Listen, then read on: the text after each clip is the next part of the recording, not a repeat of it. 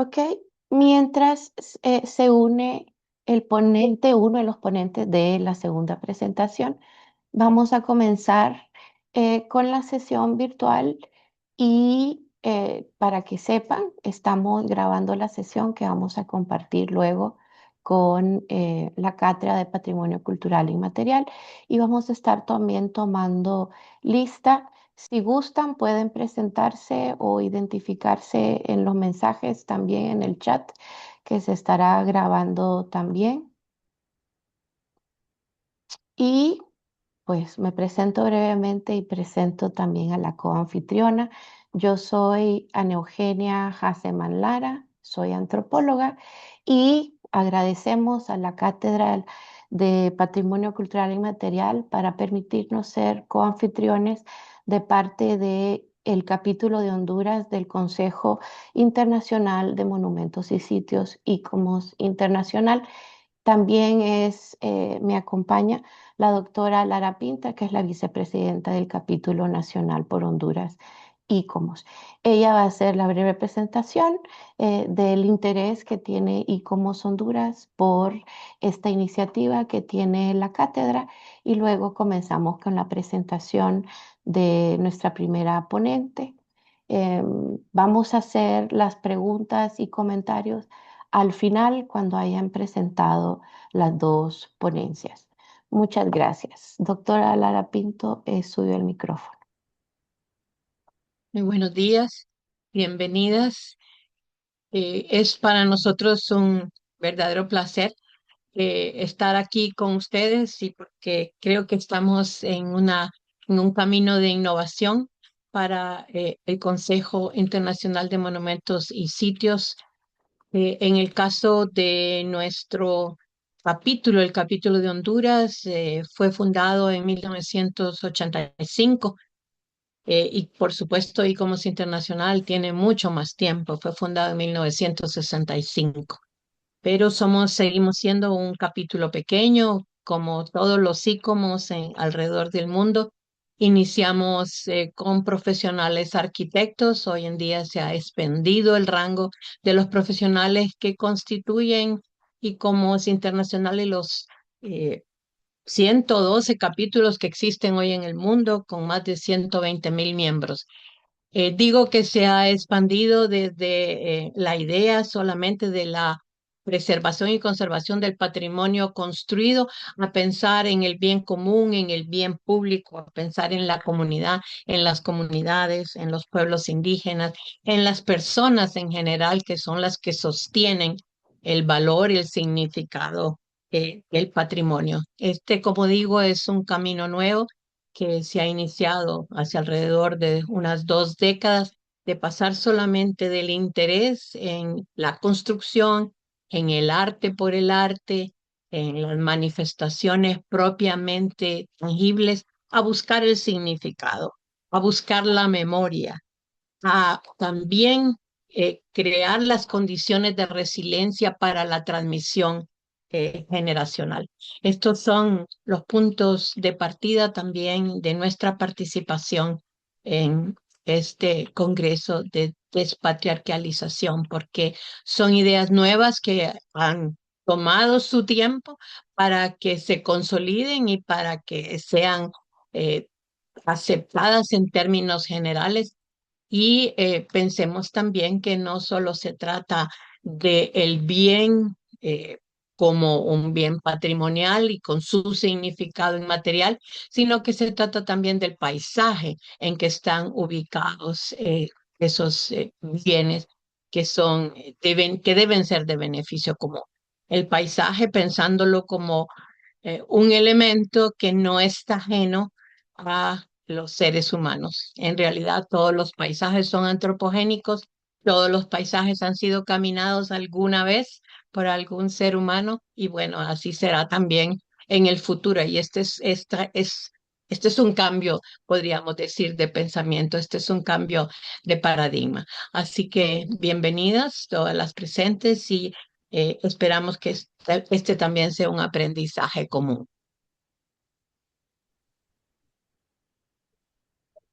Muy bien, gracias. Voy a dejar de compartir para que la doctora Elda Covarrubias Ramírez pueda hacer y comience ella con la presentación de su PowerPoint y por mientras la presento. El título de su ponencia es Hacia una despatriarcalización del patrimonio a través de la participación comunitaria. El caso de las mujeres adultas mayores de DIF Metepec, Atlixco. Ella nos acompaña de México, es postdoctorante en estudios socioterritoriales con un doctorado y maestría en ciencias del lenguaje por la Benemérita Universidad Autónoma de Puebla en México, en línea con discurso, narración e intersubjetividad. Su trayectoria tiene un enfoque que le caracteriza por ser interdisciplinario, con articulando estudios de memoria, discurso, paisaje y patrimonio, y a partir de esa convergencia ofrece nuevas miradas al estudio del patrimonio cultural, en especial la dimensión territorial y simbólica, contribuyendo a comprender el patrimonio como un entramado discursivo donde se configuran identidades y relaciones comunitarias. Comienzo ahorita con sus 25 minutos. Gracias, doctora Covarrubias. Adelante. Hola, muy buenos días, muchas gracias. Eh, bueno, voy a dar comienzo. Hoy les quiero compartir una investigación realizada con las mujeres adultas mayores de la estancia del día DIF Metepec en Atlisco, Puebla. El trabajo parte de una pregunta muy sencilla, pero que terminó transformando mi forma de entender el patrimonio. ¿Quién construye el patrimonio y de qué manera le otorga significado? A lo largo de esta investigación, encontré que el patrimonio no solo se sostiene de edificios, monumentos o declaratorias institucionales, sino que también de recuerdos, afectos y relaciones cotidianas en el discurso. Ahora, cuando hablamos de patrimonio, solemos pensar en aquello que ha sido reconocido por instituciones o especialistas. Laura Jane Smith denomina esta forma de comprender el patrimonio como discurso autorizado del patrimonio o AHD. Bueno, por sus siglas en inglés. Este discurso se caracteriza por privilegiar la monumentalidad, la historia oficial, la conservación y la legitimación institucional. Sin embargo, me interesó explorar qué ocurre cuando observamos el patrimonio desde quienes conviven con él todos los días. Y por ello, trabajo la noción del discurso social del patrimonio o DSP, donde la experiencia cotidiana adquiere un papel central en la manera en que ellas narran el patrimonio. La pregunta que guió la investigación fue, ¿cómo se construyen y resignifican el patrimonio las mujeres adultas mayores de Metepec desde sus memorias, experiencias y narrativas? Y el objetivo consistió en comprender cómo estas mujeres producen un sentido patrimonial a través de los relatos y sus experiencias de vida. La investigación se desarrolló en Metepec, Atlisco, una localidad que tiene una fuerte historia vinculada a una fábrica textil. Trabajé con mujeres adultas mayores que asisten a la estancia del día DIF Metepec, el desarrollo integral de la familia, y se realizaron dos talleres, uno llamado Memoria del Agua y el otro llamado Patrimonio de Metepec o Patrimonio Metepec. Y a través de estos talleres fueron generando relatos, mapas y dibujos que fueron analizados para esta investigación. Bueno, durante todo este recorrido, y como vengo desde ciencias del lenguaje, yo no me enfoqué en saber si sus recuerdos eran históricamente correctos o incorrectos. Entonces, el interés principal era comprender cómo es que ellas narran el patrimonio y cómo se entienden a sí mismas en relación con el patrimonio, o bueno, con lo que ellas consideran el patrimonio de su localidad. Para ello, utilicé herramientas provenientes de la memoria, de la identidad narrativa, la narratología y los estudios del patrimonio.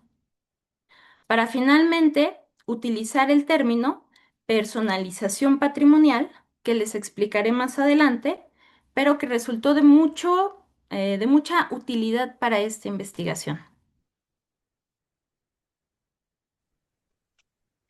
Entonces,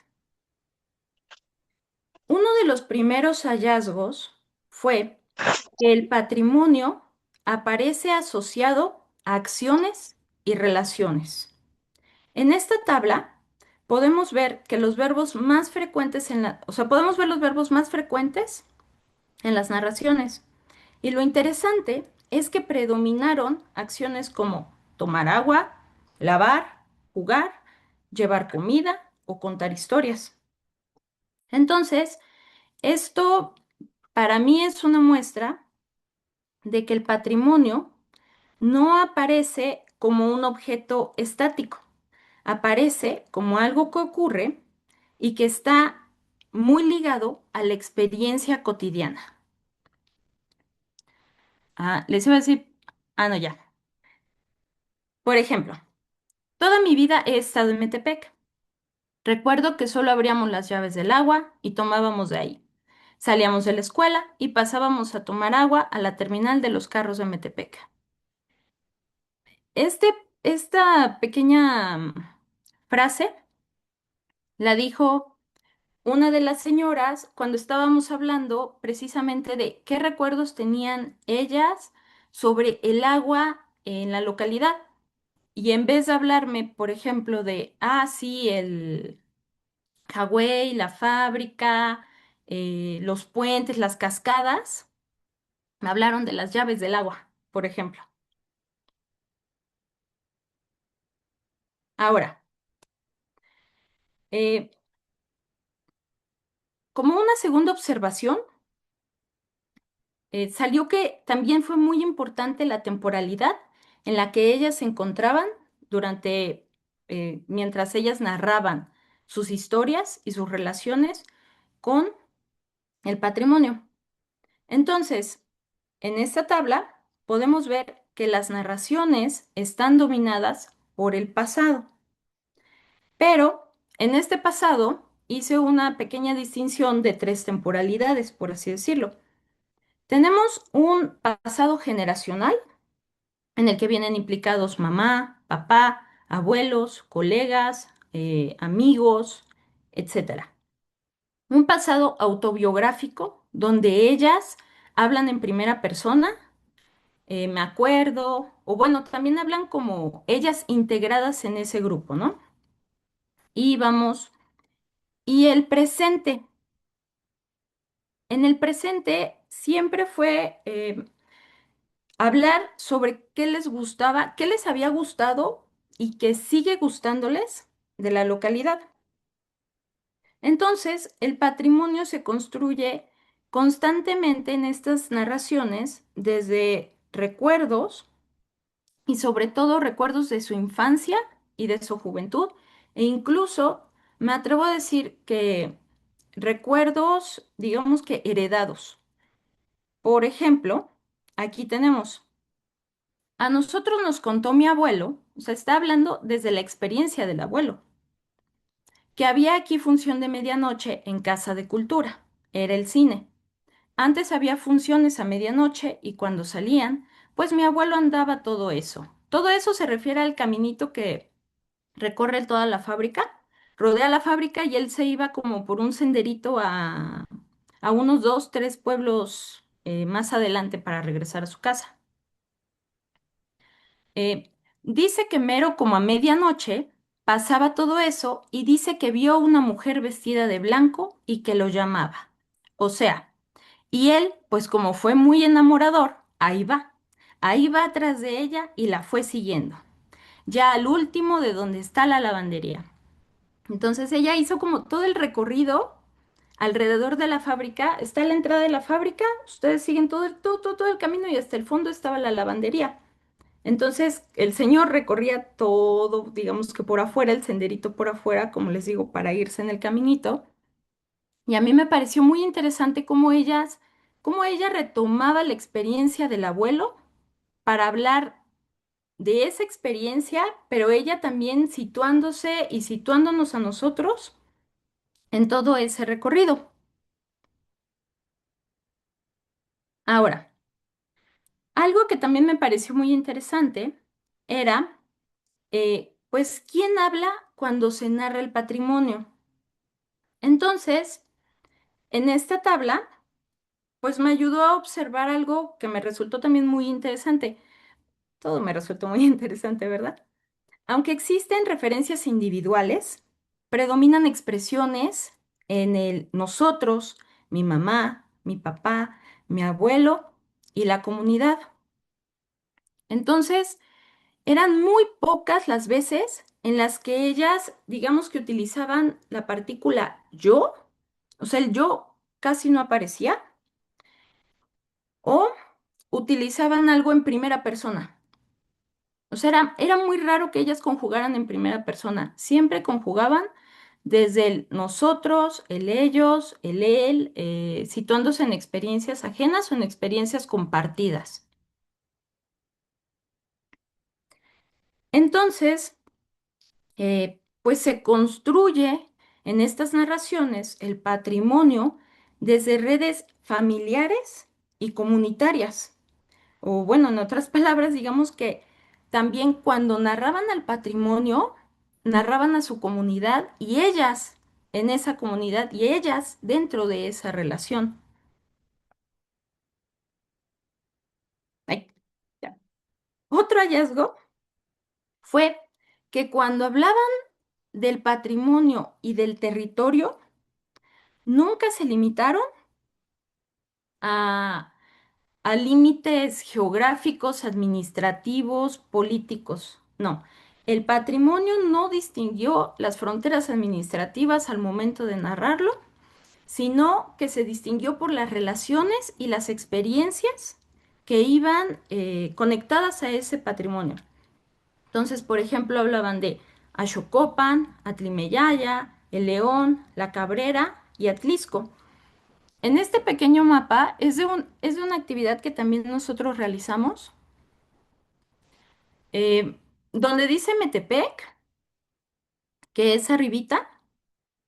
Metepec es parte de Atlisco. En sí, Atlisco es como todo lo que está punteado, pero ya se divide como en zonas, por así decirlo. Entonces está Atlisco, San Diego Acapulco, La Magdalena Xocopan, Metepec. Arriba de Metepec está San Baltasar Atlimeyaya. Y ellas, cuando hablaban, por ejemplo, del agua, seguían todo el recorrido del agua. Cuando hablaban de su experiencia y del territorio y de los ríos, ellas digamos que seguían desde el nacimiento del río todo el recorrido que hacía cuando hablaban del agua. Y en este caso, cuando hablan de los patrimonios y de lo que ellas consideraban patrimonio, no lo decían desde el aspecto estético, el aspecto físico o material. Era quienes estaban implicados en ese patrimonio y qué recorridos hacían ellas o por qué lugares ellas, digamos que se movían en su territorio que, que era como los iban caracterizando. Entonces no se quedaron centraditos en esta parte de arriba que nada más dice Metepec. O sea, ellas agarraban todo, todo lo que ellas recorrían, en donde estuvieron sus experiencias, donde estuvieron sus relaciones, de todo eso era de lo que nos hablaban. Y además, eh, desde mis estudios de las ciencias del lenguaje, a mí me gusta mucho la propuesta de Paul Ricoeur de los allegados. Esta viene desde el libro de la memoria, la historia y el olvido, donde los allegados pues son aquellas personas significativas que participan en la construcción de la memoria. Entonces, cuando él habla de los allegados es porque está hablando de memorias intergeneracionales. Pero también dice que en estas memorias intergeneracionales, digamos que entre generación y generación hay como una parte media donde conviven los allegados, que son las personas que nos reconocen y que gracias a que ellos nos reconocen y nos recuerdan, es que digamos que sabemos que está esa memoria, que existimos en su memoria, que como que seguimos existiendo, una cosa muy, filosófica muy bonita que a mí la verdad me gusta mucho. Entonces, aparecen en estos relatos constantemente las mamás, los papás, los abuelos, la comunidad y también ocurre que el patrimonio funciona como un mediador que permite recordar a las personas y a su vez, o sea, digamos, recordamos a las personas a través del patrimonio y además recordamos el patrimonio a través de estas personas. Entonces, digamos que era una relación donde incluso el mismo patrimonio y las mismas experiencias y actividades y las mismas personas, o sea, todo eso era lo que iba configurando el patrimonio. Entonces, las personas significativas para estas personas eran las que sostenían, digamos que esta memoria patrimonial o esta memoria que ellos tenían sobre lo que ellas consideran patrimonio. O sea, ellos lo consideraban patrimonio porque estaba implicado alguien significativo para ellas. Entonces, también tuvimos una actividad que se llama el baúl de la memoria. Esta también fue muy reveladora porque fue de las primeras actividades y en ella yo les pedía identificar elementos representativos de Metepec. Entonces yo les decía, bueno, piensen qué consideran ustedes que hace único a Metepec. ¿Qué es Metepec? Y sin esto, o sea, perdería como que sentido, ¿no? Y en sus contribuciones aparecían festividades, familiares, alimentos, tradiciones, aparecía el mercado, que era parte de sus actividades cotidianas, la escuela a la que ellas asistían, que después asistieron sus hijos y que ahora asisten sus nietos, experiencias familiares. Y esto muestra también pues que el valor que ellas otorgan al patrimonio desde la narración pues está ligado a la experiencia y la convivencia cotidiana, pues como lo hemos visto en también las anteriores diapositivas, ¿no? Entonces, es así como podemos contraponer las concepciones tradicionales del patrimonio, porque ahorita ya se están haciendo los esfuerzos innovadores de no quedarse centrados en esta estética, en esta monumentalidad o la historia oficial, pero digamos que esa ha sido la concepción que ha permeado e incluso sigue permeando, al menos con ahorita que yo estuve haciendo los talleres con ellas, esa es como la concepción básica que ellas tienen del patrimonio. Entonces, mientras más lo fuimos trabajando y más fuimos dialogando sobre lo que ellas consideraban patrimonio, pues, pues resultó que digamos que ya la inmaterialidad se caracterizó, ellas la caracterizaron a través del afecto, la convivencia y las experiencias. O sea, no lo dicen tal cual, pero son las categorías que se distinguieron en sus aportaciones de todas las actividades que fuimos realizando. Entonces, todos estos hallazgos condujeron a la categoría que propongo y de la que les hablé en las primeras diapositivas, que denominé la personalización patrimonial, ¿no? Pues para fines de la investigación, ¿no? Y la personalización patrimonial es el proceso mediante el cual el patrimonio adquiere significado a través de quienes lo experimentan.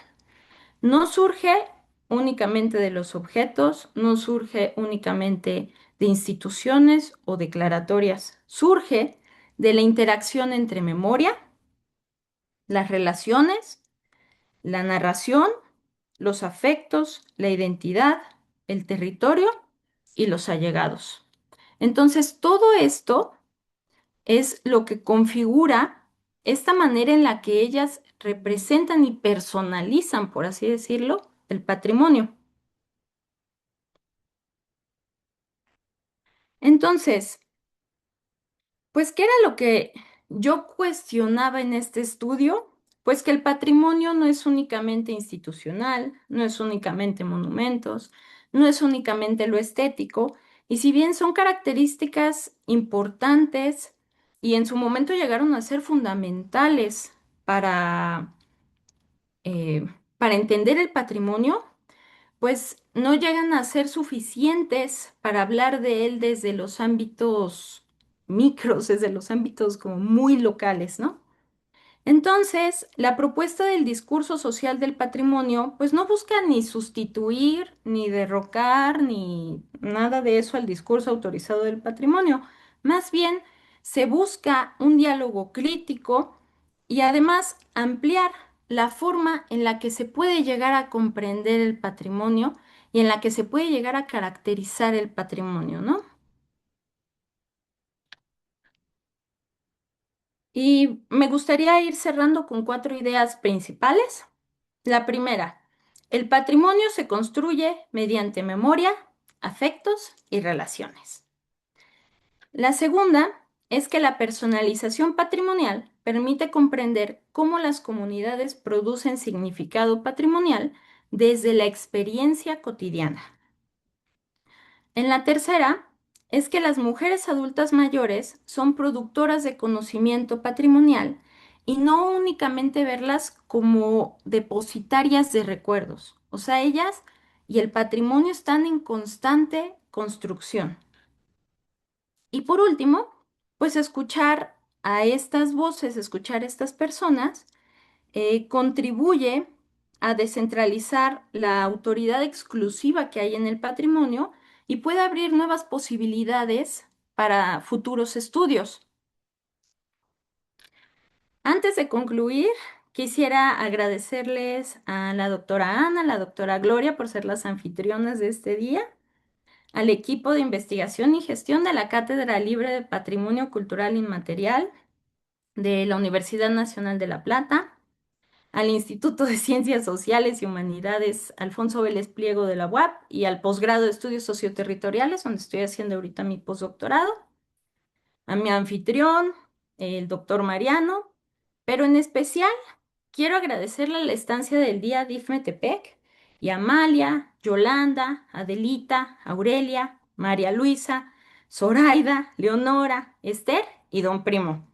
Sin ellos, sin nadie de ustedes y sin nadie de ellos, todo lo que les vengo a comentar hoy hubiera sido posible. Y ya nada más para cerrar, quiero terminar con una reflexión personal. La convivencia con estas mujeres transformó también mi manera de comprender el patrimonio, el cual dejó de ser mi objeto de estudio y se convirtió en un entramado de relaciones, afectos y memorias compartidas. Quizá esa sea una de las enseñanzas más grandes que me dejó esta investigación, es que el patrimonio adquiere sentido a través de quienes lo viven, lo recuerdan, lo narran y quienes nos allegamos a ellos. Muchas gracias. Excelente. Muy bien. Ahora entonces voy a presentar a los siguientes ponentes y su presentación, mientras tal vez Juliana o Myron suben su presentación eh, o la que van a utilizar de multimedia. A continuación, la ponencia se titula El rol de la mujer en la práctica cultural ceramista de Argentina y Chile durante la segunda mitad del siglo XX, la producción del Colbo y Quichamalí. Presentan el arquitecto Mayrón Alejandro Soto Saavedra desde España, se conecta con nosotros, y la arquitecta Juliana Sabelli, que se está conectando con nosotros desde Argentina. En un breve perfil, el arquitecto Mayrón Saavedra, chileno, egresado de la Universidad de Buenos Aires, ha desarrollado estudios en el campo de conservación del patrimonio arquitectónico y actualmente está culminando su maestría en Historia y Crítica de la Arquitectura. En el 2025 fue distinguido por el Fondo Nacional de las Artes en Chile por su proyecto Oficio Indígena y participó en la próxima publicación, tiene una contribución en la próxima publicación de la Facultad de Filosofía y Letras de la Universidad de Buenos Aires. Cursa además la maestría en gestión integrada del patrimonio en la Universidad Marrón, perdón, Marrón no, Ramón Yuli. No sé si o Yul, ahí Yul, me sí. corregirán. Ok, con una beca de Visiting Barcelona. Luego tenemos a la arquitecta Juliana Sabelli, que completó su especialización en conservación del patrimonio arquitectónico en la Universidad de Buenos Aires y desde el 2020 participa en proyectos de investigación que se enfocan en la inclusividad o la inclusión para la conservación del patrimonio arquitectónico moderno en el marco del programa Género, Arquitectura, Diseño y Urbanismo de la Universidad de Buenos Aires y desde el 2025 fue o ha sido becada por Ya Academy Bologna para desarrollar una propuesta orientada a la puesta en valor del legado de Peggy Guggenheim en la Peggy Guggenheim Collection en Venecia en colaboración con David Chipperfield Architects Milán. Muy bien, tienen 25 minutos. Adelante. Perfecto, muchísimas gracias Ana por la introducción. Quería saber primeramente si se podía ver correctamente la pantalla. Perfecto, buenísimo.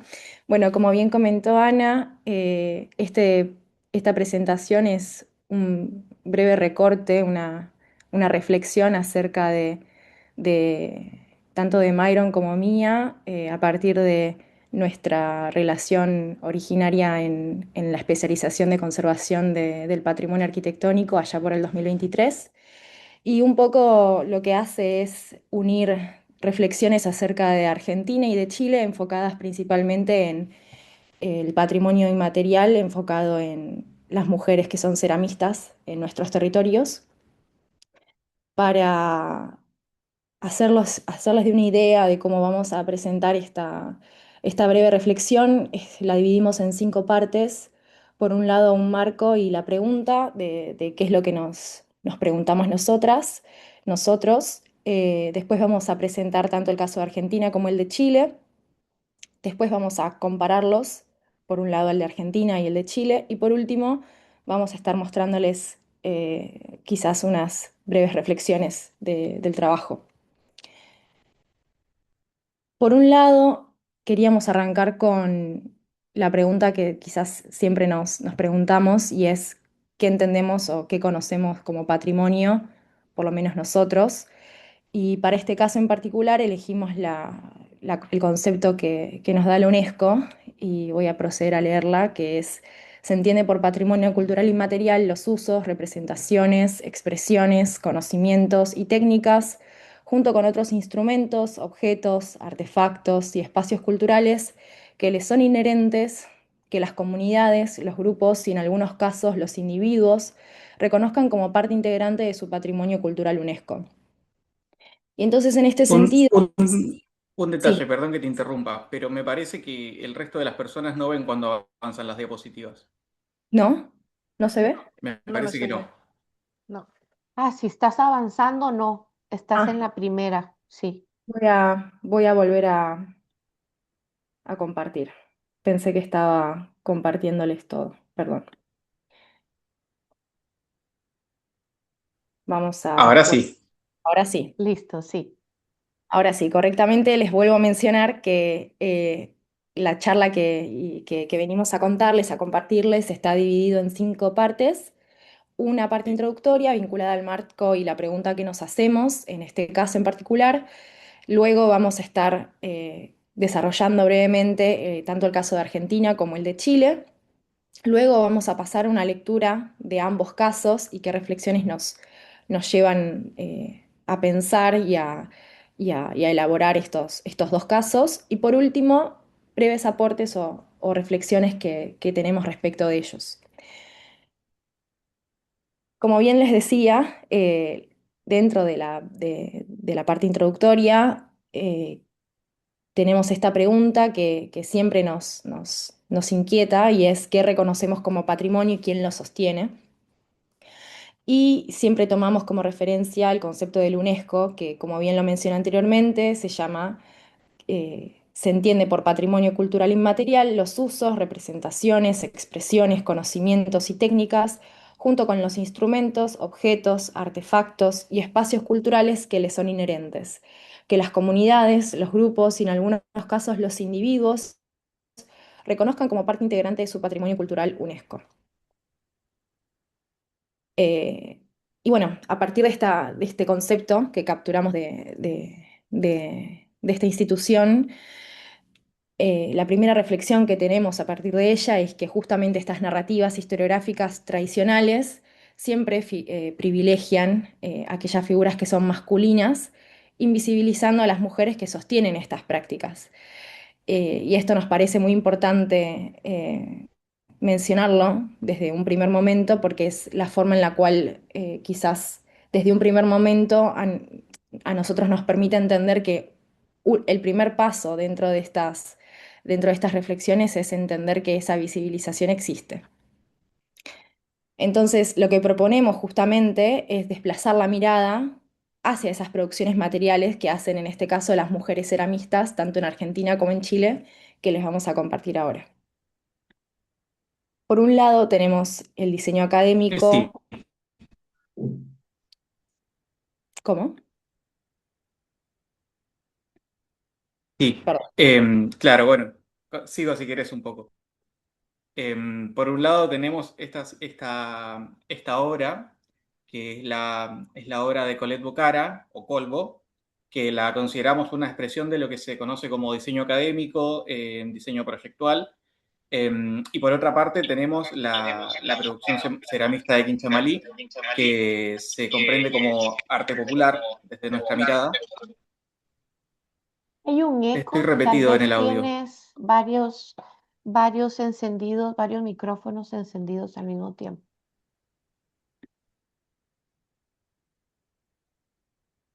Ahora sí, sí, ahí volvió. Bien.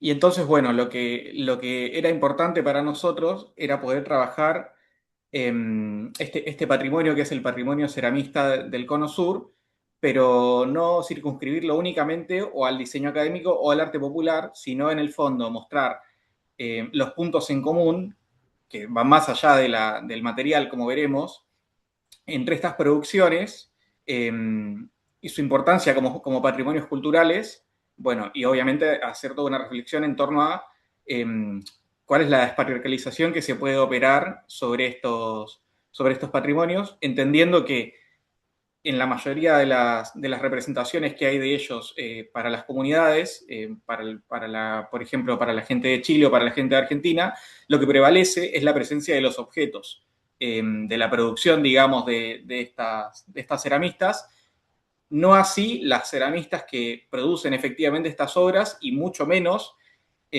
los modos de producción que estas ceramistas han tenido a lo largo del tiempo para sostener estas prácticas. Entonces, para nosotros, claro, era interesante mostrarlo, digamos, desde dos lugares que son distintos, sí. Juliana.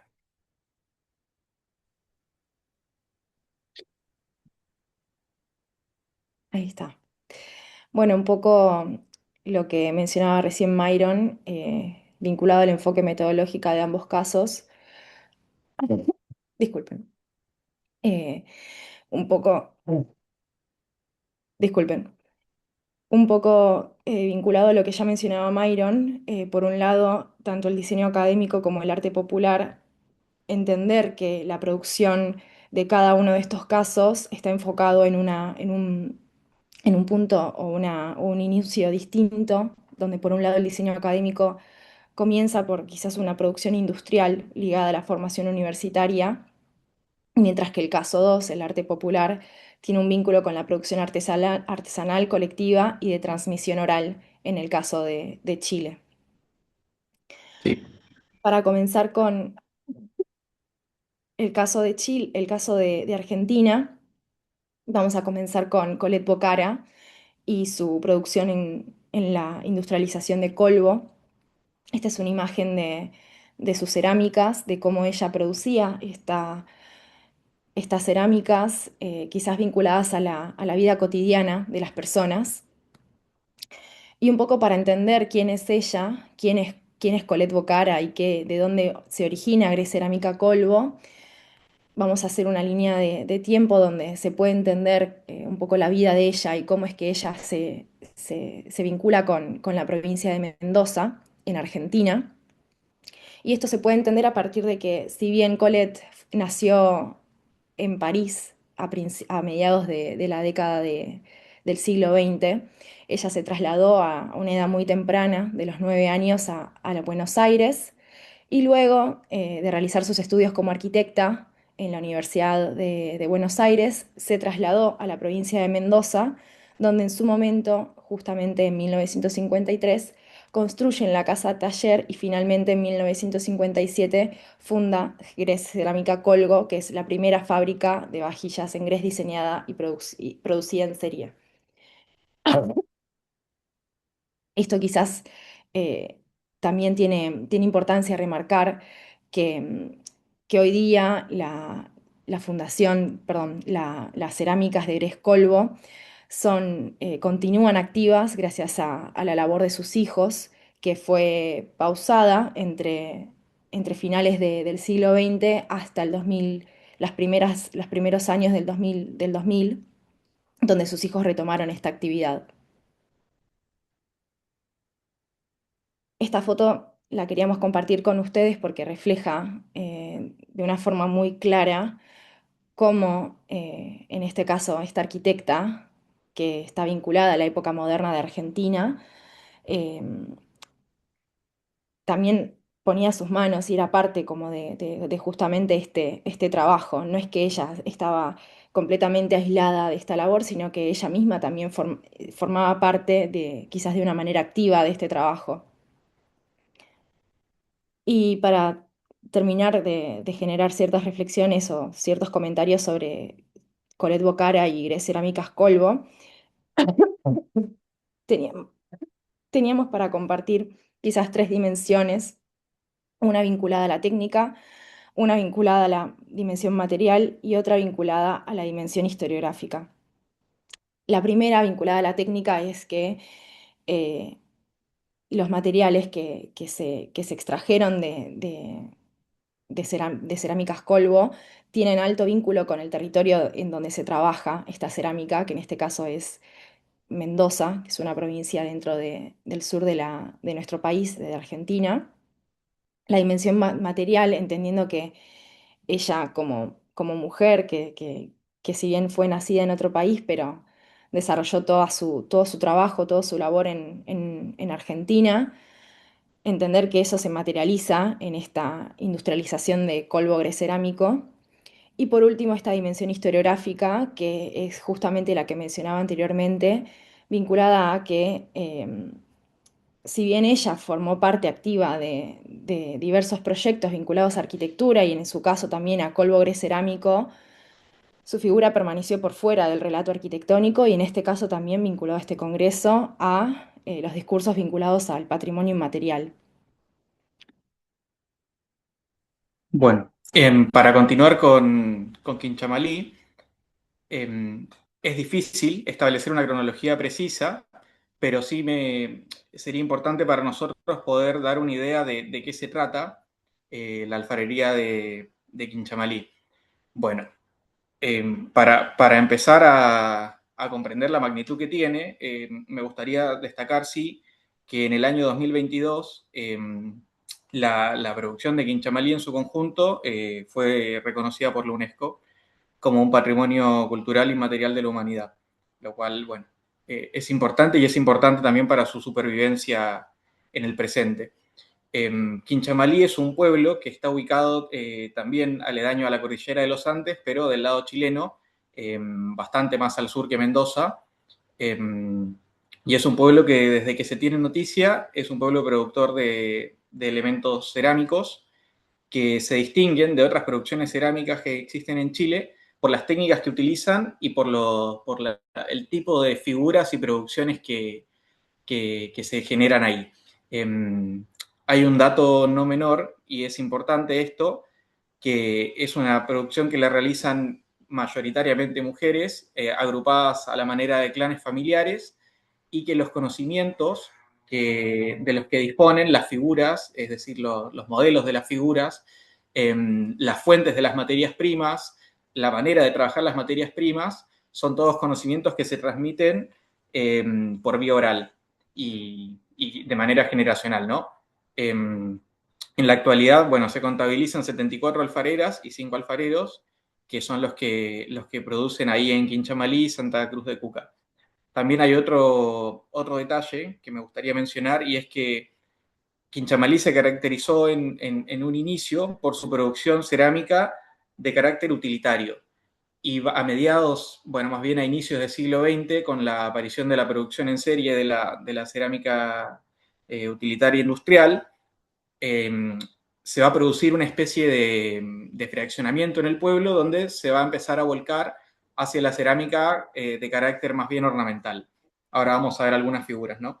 Entonces es interesante esto porque una parte del pueblo está separado por una vía férrea, una parte del pueblo hasta el día de hoy produce todavía cerámica utilitaria que se utiliza principalmente en la gastronomía tradicional chilena, mientras que la otra parte del pueblo produce hoy en día cerámica de carácter ornamental o decorativo.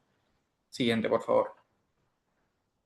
Entonces, bueno, para poder hacernos una idea de esta producción y su carácter, quería compartir con ustedes estas imágenes que están disponibles en el Servicio Nacional del Patrimonio Cultural de Chile y que lo que buscan ilustrar son el procedimiento para la producción de esta cerámica, que se produce en 16 pasos, desde que se extrae la materia prima hasta que se obtiene la pieza final. Acá no puse los 16, sino algunos, pero lo que me era importante para mí destacar es que esta cerámica, esta producción, digamos, se caracteriza por estar profundamente arraigada al lugar donde se produce y porque todas las etapas de su producción, desde la obtención de la materia prima hasta la pieza final, digamos, está todo vinculado a este lugar y está todo vinculado al trabajo de estas personas. O sea, las personas extraen sus materias primas en los lugares aledaños a donde tienen sus viviendas,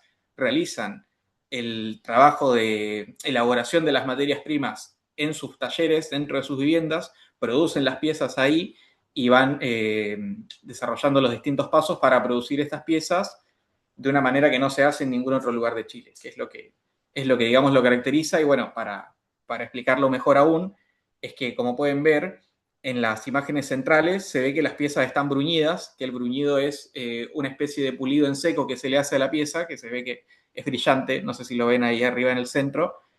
Y luego se le hace una incisión que se hacía antiguamente con agujas de Victrolas, todavía se hace así, pero lo más importante es que el color que obtienen las piezas, y que es lo que las caracteriza, no se obtiene mediante tinturas ni ningún otro tipo de pigmentos, sino mediante la cocción de las piezas, que alcanzan temperaturas muy altas y del rojo vivo, vamos a decir, y que son introducidas en montañas de, bueno, por ejemplo, guano, paja, etcétera. Y entonces, por efecto del contacto de esta superficie que está al rojo vivo con esta materia orgánica, se produce el pigmento negro que lo caracteriza. Siguiente, por favor. Es más fácil imaginarlo viendo las imágenes, ¿no? Entonces, bueno, claro, efectivamente se caracteriza por ser realizada en estos pasos, que son pasos que desde que se tiene noticia de esta técnica se realizan así y que ha logrado persistir en el tiempo. El Estado chileno también, que ahora vamos a hablar un poco de este tema del lugar del arte popular dentro de lo que es Chile, les dio reconocimiento a inicios de los 2000 a nivel estatal, ¿no? Para poder proteger estas producciones, porque obviamente, como se trata de producciones que están en contextos rurales, se produce el fenómeno de que existe una migración del campo a la ciudad muy fuerte de las generaciones más jóvenes y por lo tanto una dificultad de poder seguir transmitiendo estos conocimientos, lo que a la larga pone, claro, bajo amenaza, digamos, su continuidad en el tiempo, ¿no? Entonces, bueno, De ahí luego que el Estado chileno postule esto efectivamente a UNESCO y que UNESCO efectivamente lo reconozca. Lo cual, si bien ha traído algunas bondades, digamos, para su preservación, puede que no sea suficiente. Siguiente, por favor. Entonces, bueno, para poder realmente dimensionar de qué se trata, aquí vemos una de las alfareras de Quinchamalí trabajando en su taller, que también es su espacio doméstico, y podemos ver ahí en el fondo las figuras, ¿no? Que aquí hay algo que también quiero destacar y es que cada linaje familiar o cada clan, digamos, se caracteriza por ciertas figuras que les son inherentes, vamos a decir, y que son las que se transmiten de generación en generación. No existe realmente un intercambio, digamos, de yo hago una pieza, vos haces otra pieza, sino que hay una continuidad porque esa pieza, esa figura que se va transmitiendo de generación en generación, es en sí el valor de ese linaje al interior de esa comunidad. Entonces, bueno, ahí vemos las piezas que le corresponden a esta alfarera en particular, y si vemos la imagen siguiente, podemos ver un poco lo que les comentaba antes, ¿no? Que hay otro sector del pueblo, la otra mitad vamos a decir, que no produce cerámica ornamental, sino cerámica utilitaria, que son estas vasijas y cuencos que se pueden ver acá. Y bueno, podemos ver también cómo se produce este fenómeno de trabajo intergeneracional, ¿no? Y de transmisión del conocimiento eh, por vía oral. A ver, sí, Juliana, por favor.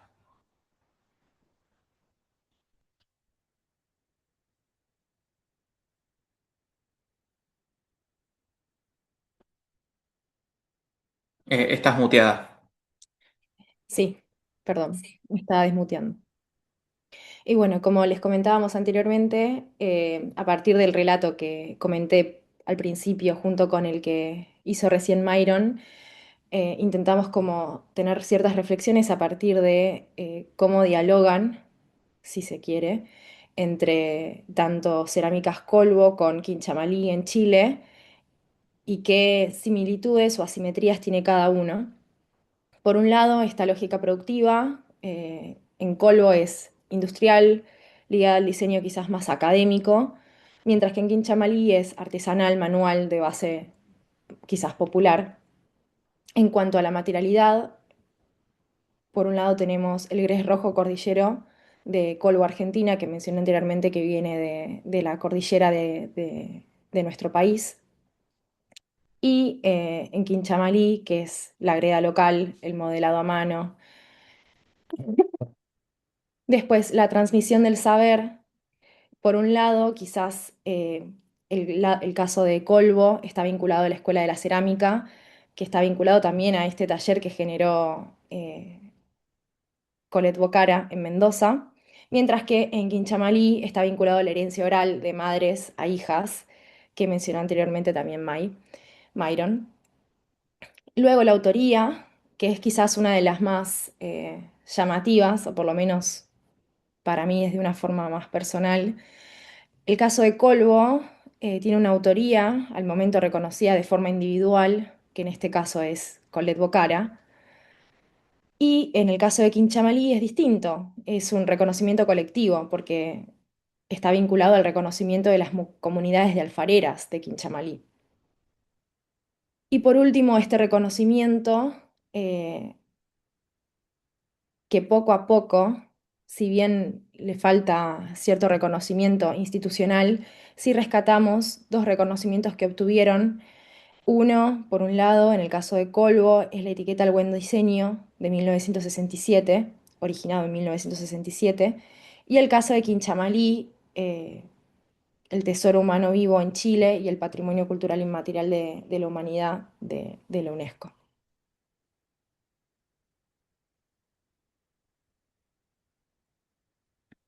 Bien.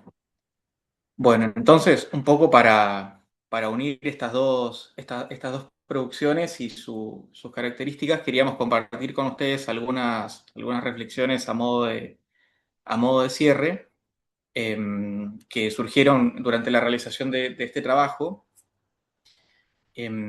Porque obviamente para nosotros era interesante, digamos, contrastar dos cosas que en principio parecieran compartir únicamente una materialidad, pero también la producción sostenida por mujeres, ¿no? Y sin embargo, esta diferencia tan tajante que existe, ¿no?, entre lo que se entiende por diseño académico, diseño proyectual, y por arte popular, casi como si fueran cuestiones antagónicas, y sin embargo, estas dos producciones tienen un elemento común que es importante destacarlo, y es que la producción ceramista que existía en el Cono Sur durante, bueno, con anterioridad al siglo XIX inclusive, y hasta inicios del siglo XX, al igual que muchas otras expresiones artesanales que estaban ligadas a la vida cotidiana de las personas, eh, estaban bajo la amenaza de la desaparición una vez que se hizo posible la producción en serie de los elementos. Y tanto el caso de Colette Bocara con Colbo, que en la actualidad continúa produciendo, como en el caso de Quinchamalí, vemos que esas formas de producir, no solamente los objetos como tales, sino las mismas formas de producir las cosas, lograron perdurar en el tiempo y llegar hasta nuestros días, a pesar de, a pesar del fenómeno de la industrialización que, bueno, caracterizó a fines del XIX y sobre todo durante el siglo XX. En ese sentido, también notábamos una diferencia no menor, que es que en el caso de Colbo, la persona que está sosteniendo, digamos, todo este proyecto es la figura del autor individual, que es algo muy característico del diseño proyectual y académico, y, y efectivamente las dificultades que enfrentó, no solamente por ser mujer, sino por emprender una producción de este tipo, en contextos económicos complejos, como fueron la década del 80 y 90, que efectivamente significó el cierre de Colbo en su momento. Claro, de alguna forma, al intentar sostener de manera individual este proyecto, el proyecto se vio amenazado y efectivamente tuvo que cerrar. No obstante, en el caso de Quinchamalí, a pesar de todas las dificultades que significa ser mujer en un contexto rural, la producción de Quinchamalí nunca se detuvo, y es muy interesante notar que, y un poco me adelanto a la siguiente conclusión, es muy interesante destacar que la producción de Colbo hoy en día no se sostiene gracias a la industria, ni se sostiene eh, gracias a esa única figura individual, sino que son los hijos de Colette, como mencionaba Juliana, los que actualmente lo sostienen, con lo cual, de alguna manera, este proyecto Colbo, que comienza como un proyecto de diseño académico e industrial, eh, acaba por sostenerse mediante la transmisión a través de la herencia, digamos, como clan familiar. Y esto es muy significativo, ¿no?, para un poco pensar de qué maneras estos patrimonios culturales inmateriales tienen más posibilidades de prevalecer en el tiempo, ¿no? Que quizá las figuras de las redes colectivas y de las producciones comunitarias tienen mayores resiliencias frente a estas distintas amenazas, ¿no?, de desaparición. Sí, siguiente, por favor. Entonces, bueno, eh, antes de, antes de terminar, digamos, estos puntos que trazamos, digamos, como una reflexión final, eh, quería compartir con ustedes una cita de un escritor chileno, un autor que se llama Tomás Lago, de su libro Arte Popular, de 1971. Un poco para situar, Tomás Lago fue el precursor del reconocimiento del arte popular en Chile, que si bien, bueno, tiene antecedentes a inicios del siglo XX, para 1943 en Chile, él va a fundar el Museo de Arte Popular Latinoamericano, y para 1971, o sea, ya con más de 3 décadas de trayectoria en la recopilación de estas artes, él va a hacer un libro que va a ser, digamos, la guía para toda la institucionalización que va a venir después de esto, y les voy a compartir esa cita, se las leo. Dice: lo típico de cada país, de acuerdo con su geografía, su clima y su población, va desapareciendo cada día por el aumento de la industria y la expansión de las comunicaciones de todo orden, en virtud del progreso de la ciencia, la telescopía, la emisión radial, la televisión. Diarios, revistas, películas, al establecer la unidad de todos los países en el conocimiento inmediato de sus vidas, va disminuyendo la fuerza local de las tradiciones. De ahí surge la cada vez mayor importancia de los objetos tradicionales de todas las áreas del mundo. ¿Por qué es importante para mí compartirla? Porque ya en 1971, Tomás Lago efectivamente da cuenta de que estas tradiciones, estas formas de hacer objetos y también, bueno, los lugares a los que están vinculadas, las redes que las sostienen, etcétera, pero sobre todo él lo dice por la producción en sí, se ven en vías de desaparición por el propio rumbo que está tomando la sociedad, ¿no? Lo cual en su momento es precursor, sí. Entonces, nada, nosotros por un lado reconocer esto, sí, y por otra parte también buscar ampliar esta mirada, señalando, bueno, que no basta con revalorizar el objeto como pieza y única expresión de esto, que la realización del patrimonio cultural y material debe ampliarse hacia el reconocimiento de las redes de agentes que lo hacen posible, en especial si estas redes son conformadas por mujeres, y que las trayectorias, saberes técnicos y formas de participación deben incorporarse a las narrativas oficiales del patrimonio. Si querés, Juliana, te dejo cerrar con la última. Sí, gracias, May. Bueno, no mucho más para agregar después de la cita que mencionó Myron, que es un poco la más significativa o la que quizás resume todo el trabajo. Pero quizás, para resumir, porque ya estamos al borde del tiempo, Sí, quizás mencionar que la reflexión final para nosotros es que tanto las alfareras de Quinchamalí como Colette Bocara con Colbo contribuyeron a preservar técnicas alfareras características del Cono Sur, que en este caso es Chile y Argentina, y que justamente, como mencionaba Myron, en este contexto de industrialización y transformaciones dentro del siglo XX, estaban en vías de desaparecer y que justamente las producciones, los saberes y las redes que sostienen es llamativo que hayan podido llegar a nuestros días y justamente es un elemento más para revalorizar en conjunto las producciones materiales que componen estos trabajos. Y bueno, no mucho más. Muchas gracias. muchas Em, gracias. para cerrar, también agradecerle a Ecomos Honduras, en este caso a Ana Gloria y también, por supuesto, a la cátedra de la UNLP y a todas las personas que componen el Congreso. Muchas gracias. Muchas gracias. Excelente, muchísimas gracias, Juliana y Myron. Em, a continuación, todavía tenemos unos minutos, entonces yo tengo algunas preguntas y comentarios, pero no sé si de parte de los participantes, las y los demás participantes que han estado presentes oyendo las ponencias, tendrán alguna pregunta o comentario puntual que quieran ofrecerles aquí al público y a los ponentes. Bueno, si Tal cambian de vez, opinión, ¿hay alguien por ahí? no, tal vez, Sara, mientras alguien se anima a hacer alguna pregunta, eh, yo quería destacar los elementos primordiales que nos presentó Elda. Más que una pregunta, sí me ha motivado muchísimo la presentación, porque, y tú lo pusiste al final en tus conclusiones, pero me parece que vale la pena reforzarlo. Yo ahí veo los siguientes atributos.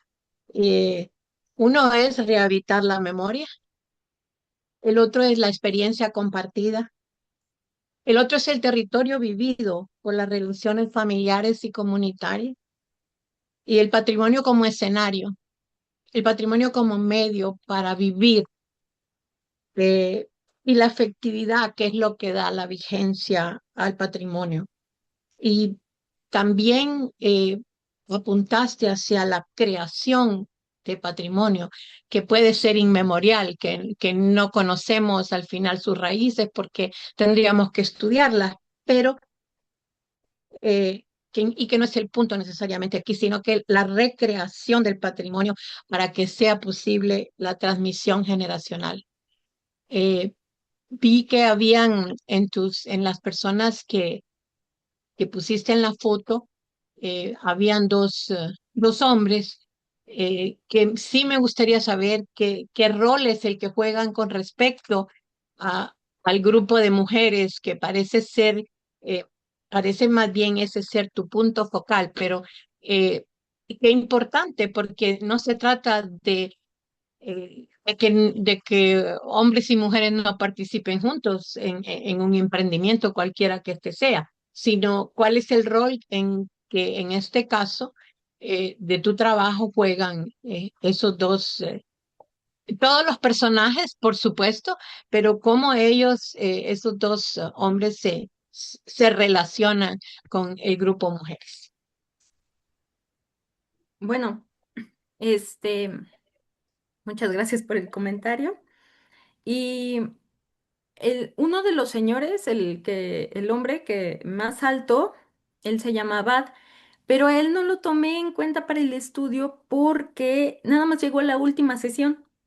O sea, él llegó, en esa foto es de la última sesión donde nosotros completamos el mapa con stickers que diseñamos entre todos sobre lo que ellos consideraban los puntos primordiales de Metepec y Atlisco en cuanto a la memoria del agua.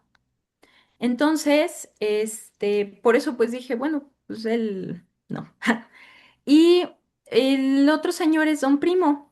Y a Don Primo no, digamos que no lo incluí para esta investigación porque él fue maestro de primaria, entonces siempre que hacíamos los, los ejercicios, él traía, o sea, ya después él empezó a tener como un factor importante mencionar, por ejemplo, el caserío de Metepec, ¿no? Él decía, pues las casas yo las considero que son patrimonio. Entonces todas así como de, sí, sí, sí, sí, las casas, las casas, las casas. Pero él era como más intermitente en sus participaciones. Y además, él llegaba a tener, digamos que eran así como, mencionaba las casas y después ya me estaba hablando de, ¿cómo se llama? No sé, como de casas en alguna otra parte del mundo porque él le enseñó eso a sus alumnos. Igual me parece que podría integrarse a algún otro estudio sus aportaciones porque él también, a él le gusta mucho hacer comparaciones y retomaba mucho todo lo que aprendió durante su labor docente. Pero como para los propósitos de esta investigación, me quedé con ellas porque digamos que ellas se centraban como un poquito más en las actividades y a veces Don Primo se me iba, pero a otras latitudes. Entonces por eso dije, bueno, mejor a Don Primo lo dejo separado, pero no dejo de mencionarlo porque pues él también formó parte de... Gracias. Yo también voy a aprovechar, pero nuevamente, a ver si alguna manito se levanta en el proceso para ver si hay otros comentarios. Aprovechar para hacer un comentario o formular una pregunta para cada presentación o sobre cada presentación. Con Elda, dada el enfoque en estudios de la comunicación y el uso del lenguaje, este análisis discursivo que ha hecho, yo quiero preguntarle eh, relativo a lo que hemos escuchado hoy, pero pensando en una experiencia de investigación particular etnográfica mía. Yo me enfrenté a una gran dificultad trabajando con mujeres alfareras indígenas lenca en el sur y suroccidente de Honduras, queriendo hacer una pregunta bien impertinente. pero fue en el proceso que me di cuenta que la pregunta era impertinente y es eh, dentro de la sobreentendida identidad que ellas tenían como alfareras, yo debía preguntar para hacer el- la conexión con la cultura material y el ejercicio de la producción que estaban generando, eh, su identidad y que me explicaran en qué consistía ser lenca, ser parte de esta comunidad y qué elementos eran parte de ser lenca. Una pregunta que generaba no incomodidad, pero duda de por qué siquiera hacer la pregunta. Y ahí es donde me doy cuenta que es una pregunta impertinente, especialmente si no se la revierte una a uno mismo. Y entonces, algo que siempre tuve yo dificultad, o quizás no lo estoy viendo con el lente que tenés vos, y debo revisitar las entrevistas, por ejemplo, para identificarlo es dónde estaban aquellos elementos de una identidad cultural en asociación a ser lenca, que es donde está el arraigo de esta producción alfarera. em, Parecía siempre estar bien presente y ser prevalente el hecho de que eran mujeres.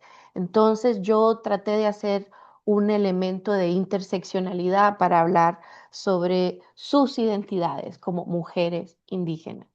Pero ¿será que yo no miraba bien en el registro etnográfico cómo sacar de todo eso que recogí para hablar sobre identidad cultural, quizá con otros indicadores, ¿verdad? Mediados por otras palabras claves, como has identificado vos, que no son las que intuitivamente uno espera ver o identificar? Esa es la pregunta para Elda. Mi pregunta, que en realidad es más como un comentario, tómese o déjese, dependerá de los autores, de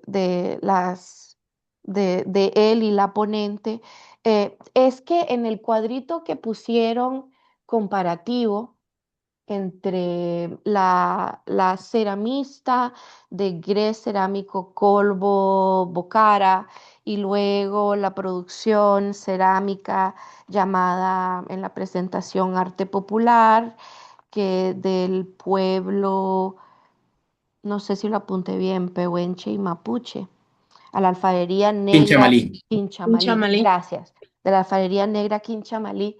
Me parece a mí que falta, o para poder ver las conexiones de lo que está sucediendo, es poder ver un proceso intermedio o de transición entre un esquema y el otro. Y me parece que la experiencia que yo he tenido, muy particular de la producción alfarera lenca, predominantemente hecha por mujeres en el sur y suroccidente de Honduras, más bien yo veo que las encuentro a ellas, las ubico a ellas en un espacio intermedio de lo que ustedes han planteado. Por ejemplo, en términos de formación técnica y diseño académico, en este escenario, tratando de poner de la puesta en valor de la producción alfarera y también la pérdida, entre comillas, de la producción utilitaria sustituida por la producción para turismo y souvenir o de carácter ornamental, em, se introdujo o se insertaron y se hizo una inversión de la cooperación externa con el Instituto Hondureño de Antropología e Historia, donde se hicieron muchos talleres a finales y mediados de los años 90 para estandarizar un poco la producción que estaban haciendo todos estos grupos alfareros, para mejorar de alguna manera el acabado para la venta al público, para introducir algunas como series de colección y entonces hicieron una colección, por ejemplo,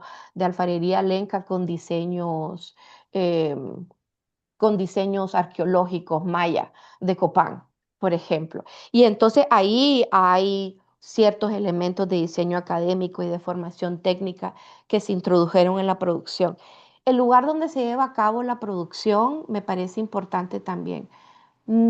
Tiene, tiene fortaleza, eh, tiene un valor para las mujeres productoras el que puedan tener un espacio de producción fuera del ámbito doméstico. Trae consigo una serie de problemas que la producción doméstica, la producción de la cerámica en el ámbito doméstico sea al mismo tiempo que cuidar niños, cocinar, recoger agua y todo lo demás, versus que tenga un espacio delimitado expresamente fuera y separado de la cocina, por ejemplo, donde se suele ver. Ese es un espacio de transición donde también dejan de estar tan presentes los niños. Por ejemplo, una vez que se sale del espacio doméstico de la producción. Y creo que eso también es importante.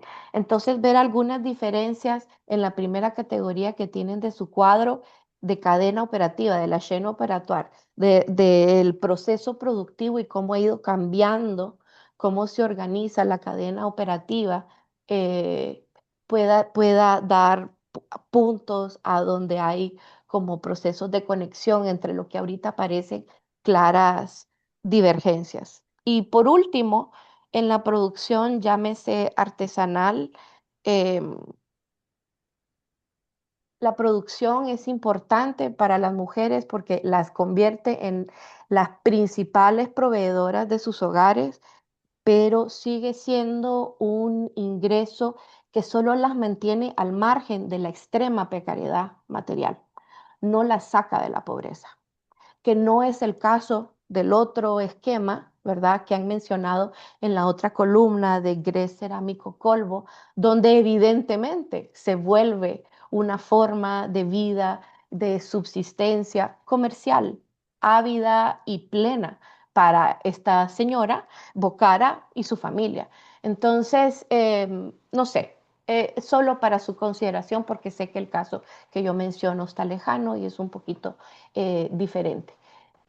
Y entiendo que hay alguien con la mano levantada en el público. No Hay dos sé, preguntas en el chat. Hay dos preguntas en hay el dos chat. preguntas en el chat. Sí. Ok, entonces, ¿dónde tengo yo el chat? Espérense que no lo ubico. Yo puedo leerla porque la Dale, tengo aquí. La dale. primera pregunta. Sí.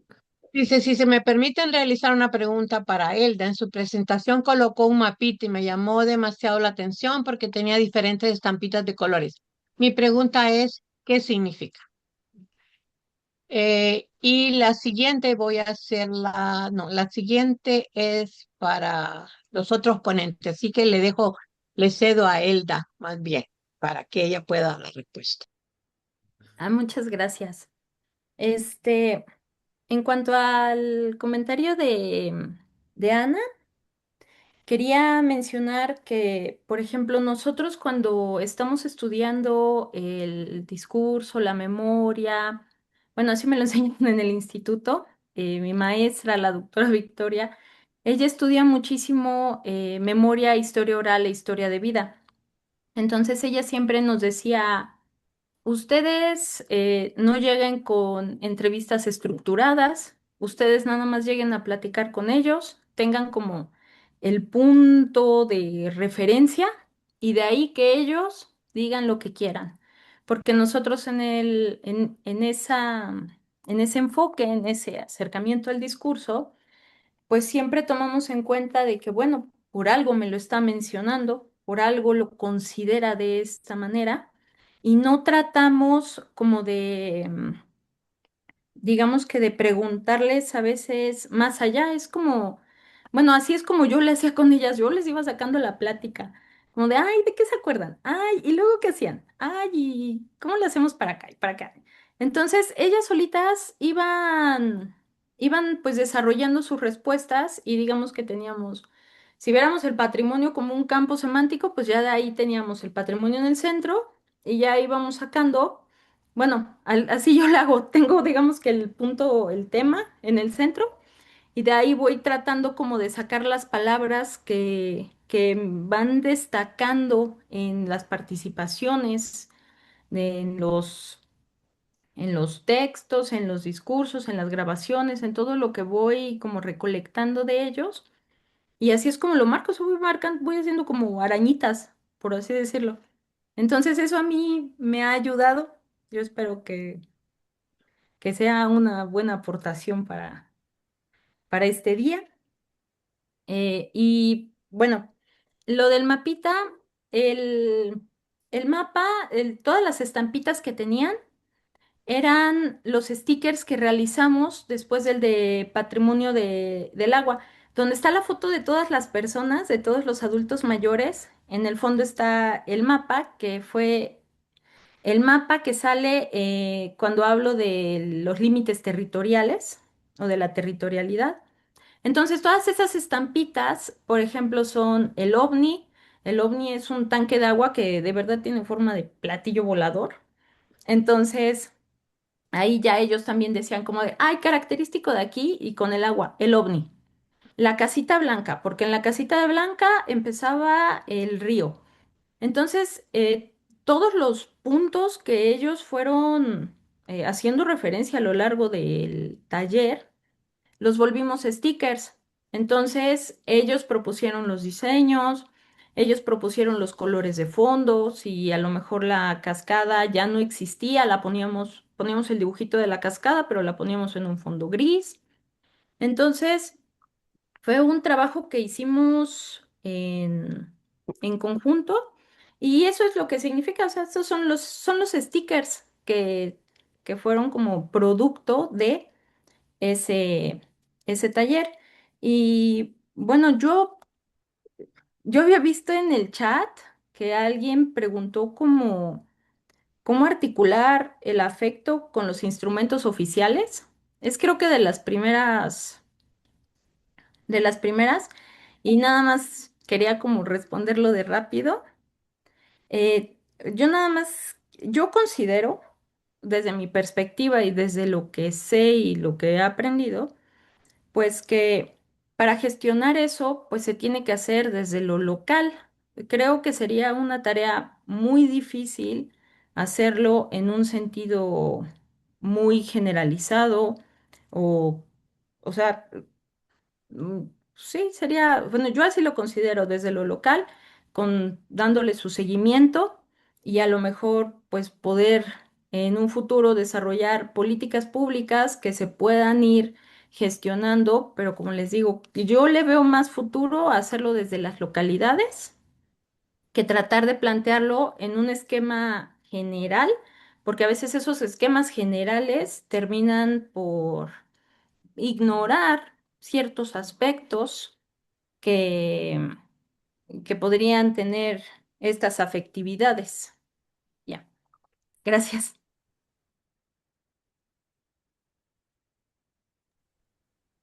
Hay más preguntas en el chat, pero creo que ya hay un montón para la y el arquitecto, si quieren tratar de contestar esa tanda.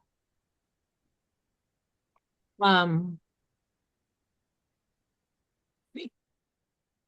Puedo leer la pregunta para que, creo que ustedes ya la leyeron, pero se las voy a leer. Es una pregunta larga, compleja, que requiere varias respuestas en realidad. ¿Cómo logra la cerámica ornamental, comprendida no como un objeto estético, sino como un escenario y medio para vivir, activar la apropiación social del conocimiento y el habitar la memoria a través de una experiencia compartida, integrando un diálogo activo de roles interseccionales e intergeneracionales que propicie, garantice la vigencia de nuestro patrimonio cultural? Como ven, compleja. Pueden empezar por pedacitos. Muy, muy buena la pregunta, es interesante. Bueno, primero, también porque vi las preguntas que vienen a posteriori, hay como, yo siento que hay una visión de la calificación de ornamental para un objeto que no quiero decir que resulte peyorativa, pero sí como que ornamental se comprendiera como algo que está en la superficie casi, ¿no? Cuando yo digo ornamental respecto de cierta producción de Quinchamalí, no toda, que tiene que ver con la pregunta que viene después, Coincido con lo que señala en la pregunta, en que no se trata de un objeto estático o un adorno, vamos a decir, ¿no? Y en ese sentido, me gustaría decir esto, que es propio de la propia definición de arte popular, ¿no? Que, bueno, la voy a decir directamente, que es, se trata de un conjunto de expresiones materiales vinculadas a una comunidad que habita un determinado territorio, caracterizada por una estrecha relación con el espacio donde se realizan. Y aquí lo más importante para que se entienda que si bien es ornamental, como se lo define allí, esto es importante, poseen un resultado estético formal que comprende el uso y la transformación de las materias primas que se obtienen de un lugar, la técnica con que se realizan las piezas, las referencias formales extraídas del paisaje donde acontece la ejecución y los imaginarios que se reconocen en el objeto resultante. ¿Sí?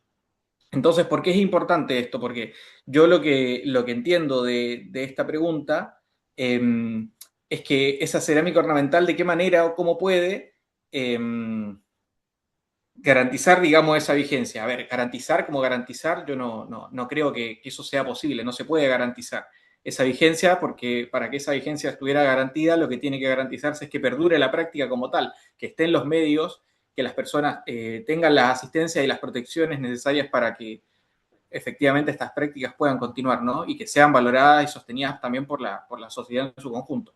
Esa es la única garantía realmente. Pero a lo que apunto es que por la propia concepción que tienen estas piezas, ellas en sí, más allá de ser un mero adorno o souvenir o elemento, digamos, decorativo, son en sí la expresión de ese lugar, de esa cultura, de ese paisaje y de esa forma de vida. Eh, con lo cual yo creo que en la medida que se pueda seguir preservando su producción activa y no únicamente su conservación como objetos que se produjeron en el pasado y que ya no se producen, eh, yo creo que eso se va a sostener y queda provisoriamente garantizado, se podría decir. Eh, o sea, lo que quiero decir en definitiva es que en la propia manera en la que se producen estas piezas está esa garantía de que se pueda conservar eso. Bueno, intento responder, ¿no? Es una pregunta. La respondo desde donde yo la puedo responder. Creo que tal vez, Juliana, querías intervenir. Sí, bueno, pero agrego un pedacito de otra pregunta que tiene que ver con esto de la cerámica ornamental.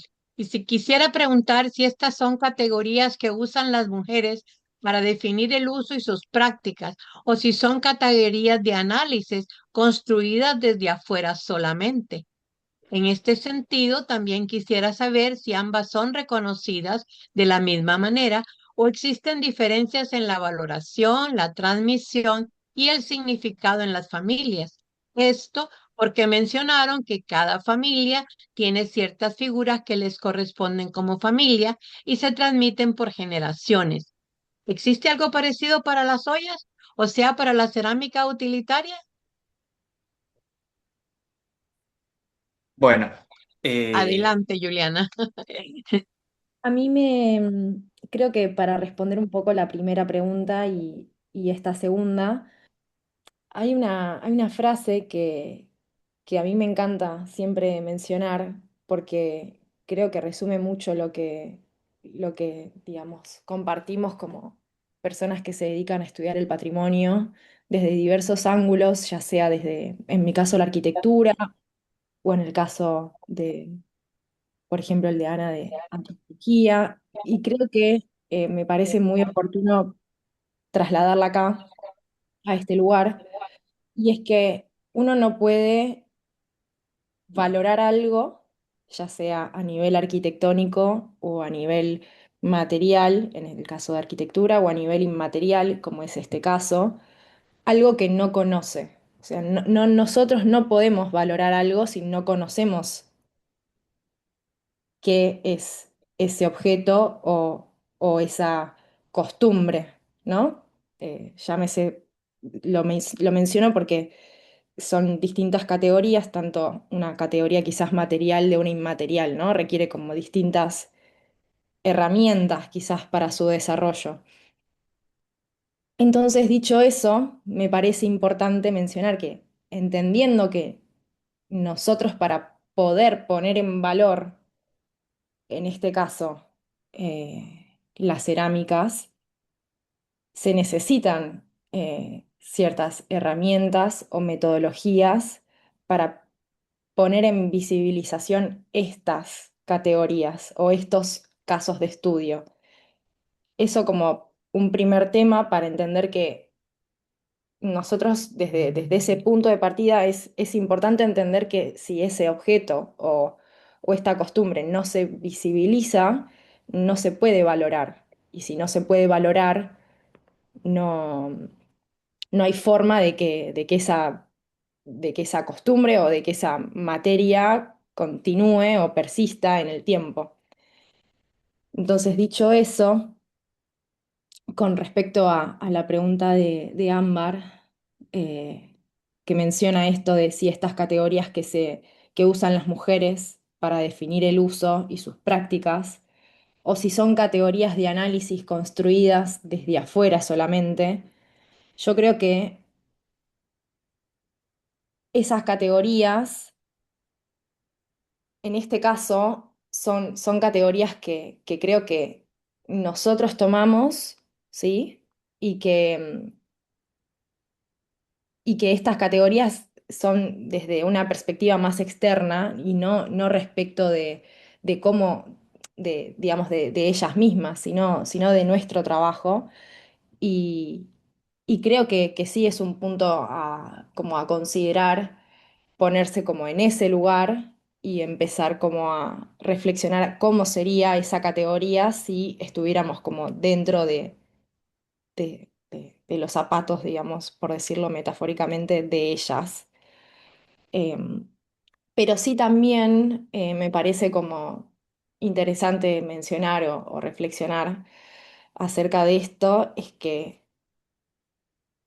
lo que nosotros intentamos o siempre promovemos dentro de nuestros relatos es utilizar la perspectiva de género. Y la perspectiva de género no deja de ser eh, una herramienta proyectual, en nuestro caso como arquitectos, y, y como herramienta la utilizamos nosotros y no es que es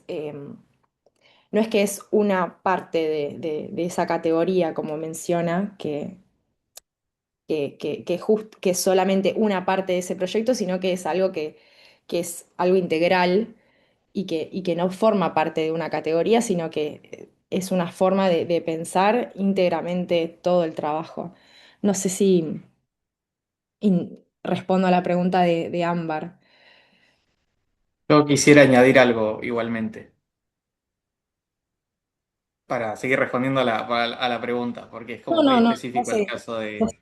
al caso de Quinchamalí, que es que, por una parte, si bien no, a ver, porque la pregunta en el fondo es si estas categorías las tienen en Quinchamalí mismo las productoras mismas o si es una categoría que utilizamos como categoría de análisis.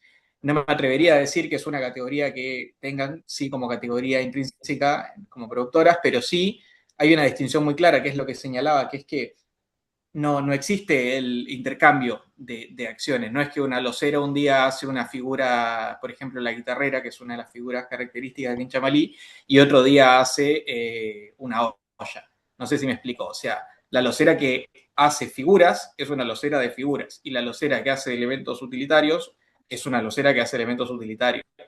Y la división está justamente en el conocimiento de los modelos y las prácticas, pero también es territorial porque literalmente se ubican o en un lugar del pueblo o en el otro. Entonces, si bien no se podría hablar de que es una categoría interna, sí está presente en la forma de realizar la práctica y también como distribución territorial al interior de Quinchamalí. Eh, Después lo que preguntaba también es si ambas son reconocidas de la misma manera. Yo me atrevería a decir que no, eh, porque las figuras que hemos llamado ornamentales o figurativas, tienen una presencia mayor en el imaginario popular, sobre todo a nivel de Chile, mientras que los elementos utilitarios, bueno, digamos que son más similares a otras producciones que hay en el país. Con lo cual, yo me atrevería a decir que tienen más valor las figuras ornamentales, si bien a nivel de acabados ambas son de primera categoría y excelentes. Y por último, lo que preguntaba es si en la utilitaria había algún elemento distintivo que distinga al clan respecto de, como en el caso de las otras cerámicas, y la respuesta es que si bien los elementos ya tienen formas predefinidas, entonces quien produce cerámicas utilitarias las produce apegado a esas formas que no son figurativas sino funcionales, si hay motivos. Lo que les mostraba antes de que se realizan incisiones en la arcilla, en la greda mejor dicho, y que después esas incisiones se trabajan con un color blanco, esos motivos sí son distintivos en el caso de la cerámica funcional, con lo cual sí hay una marca, digamos, de quién lo hace. No por ser funcional se vuelve una producción del todo anónima, vamos a decir. Sí, siempre es una producción colectiva, ¿no? No hay un autor individual. Eso sí, dejarlo muy bien claro.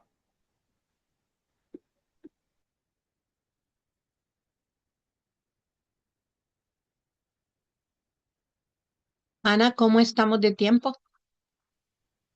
Bueno, yo programé la sesión hasta las 10 de la mañana, pero creo que técnicamente, y Lila me puede corregir, estamos cercanos al cierre. Creo que está programado para 1 hora 40, hora 45.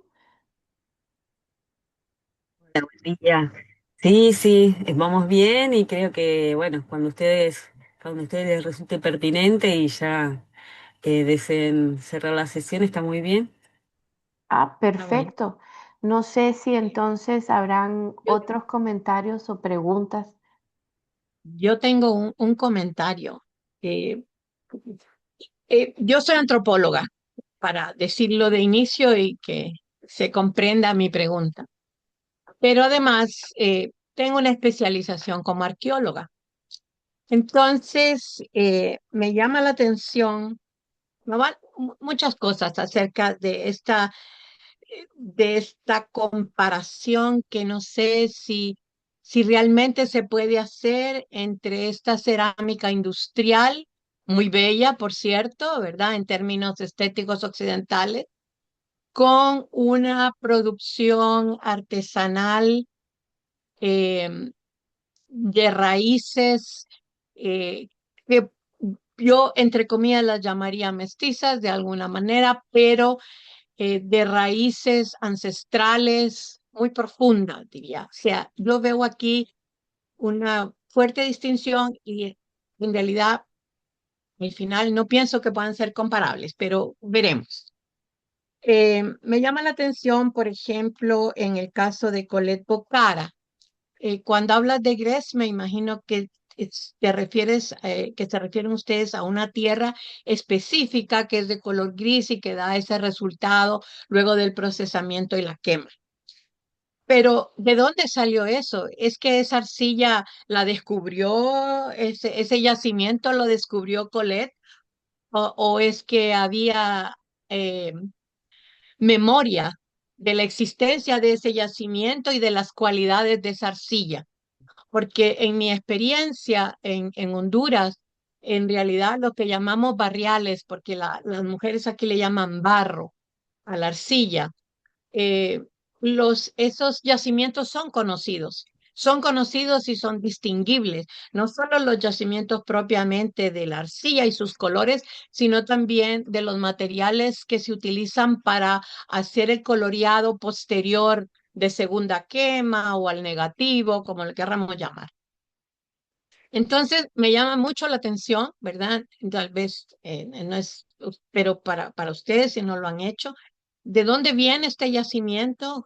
¿Quién es dueño del yacimiento? Porque una de las cosas más preocupantes para la continuidad del patrimonio, de la producción artesanal con significado inmaterial es de quién son los yacimientos.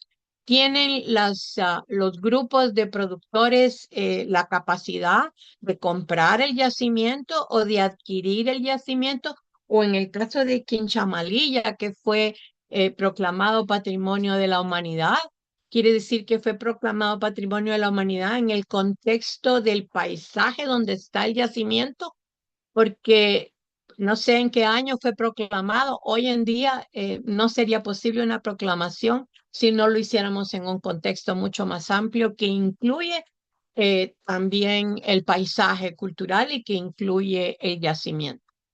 Me imagino que el yacimiento de Quinchamalí es un yacimiento muy conocido, a lo mejor son diferentes pequeños yacimientos, ¿verdad?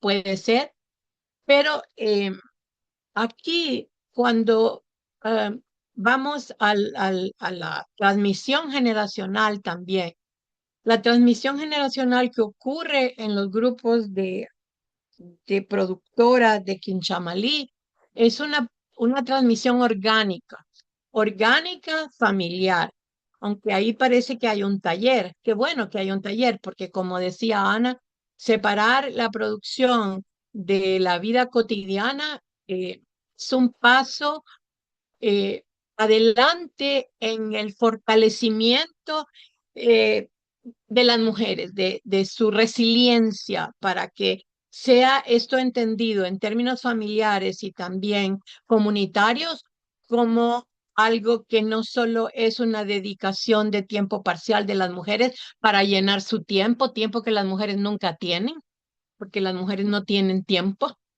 entonces, sino que realmente contribuye al patrimonio familiar. Además de recrear el patrimonio, contribuye a mejorar los ingresos familiares. O sea, vale la pena, visto desde el conjunto familiar, que las mujeres hagan esa producción. Mientras que este rompimiento que hubo, por ejemplo, en el caso de la producción de Colette Bocara, eh, que quizá pudo obedecer a múltiples causas que no están en discusión aquí, pero que luego retoman sus hijos. Pero es que sus hijos son arquitectos, es que sus hijos son alfareros, es que sus hijos se ensucian las manos como su madre para producir la pieza, para hacer los diseños, para hacer las pruebas, o simplemente son los dueños de la industria.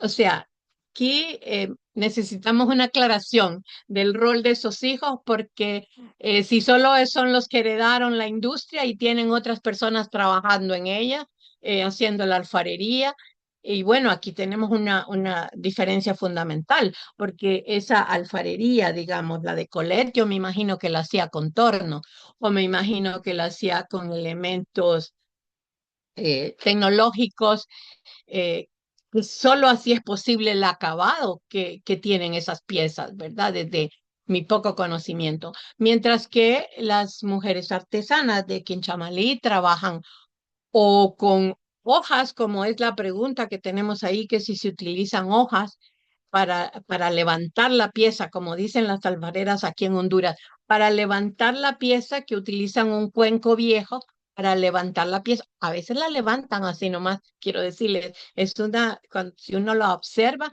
es maravilloso ver cómo las alfareras de la nada levantan una pieza, a veces piezas de gran tamaño. Entonces, a lo que quiero llegar aquí es, ¿realmente es posible una comparación aquí? ¿O ustedes tienen dos estudios muy importantes? Quiero decirles muy importantes, pero dos investigaciones que merecen ser tratadas dentro de sus propios parámetros y no necesariamente comparadas, porque no veo aquí ni en la creación, ni en la obtención de la materia prima, ni en la transmisión generacional, que creo que no hay, porque no creo que el espíritu que tenía Colette Bocara realmente como creadora, como creadora, haya sido transmitido a sus hijos, o si yo no conozco a sus hijos tampoco, ¿verdad? Pero que sus hijos simplemente lo hayan hecho porque es una industria que produce rendimientos y entonces decidieron hacerla. Pero ¿quiénes son los que están en la industria? ¿Quiénes son los que están produciendo? Porque una industria como esa necesita producir nuevos diseños constantemente para renovar el mercado sin abandonar los antiguos, pero necesita producir nuevos. ¿Quién es el que ahora está, que lleva el peso de la creación? El peso de la creación, del diseño. Entonces, sí creo eh, que, que una de las cosas más importantes aquí, que de los que no hemos hablado y que aunque es material, tiene simbología inmaterial, son los yacimientos. Las mujeres, por ejemplo, con las que ha trabajado Ana y a través de Ana es que yo he conocido estas mujeres alfareras en Honduras, eh, primero hacen un ritual antes de obtener la arcilla. No sacan la arcilla por sacarla, sino que hay que hacer un ritual para decirle al barrial, como le llaman ellas, al yacimiento, que van a obtener la arcilla. Y se hace en ciertos momentos del año, no se hace todo el año, y se hace bajo ciertas condiciones atmosféricas que obviamente están simbolizadas para que la arcilla prospere. Aquí las alfareras, por ejemplo, dicen que si la arcilla no se saca bajo ciertas condiciones atmosféricas que puede tener que ver con las fases de la luna, los artefactos que se producen de esas arcillas luego se encogen, en, como quiera que sea.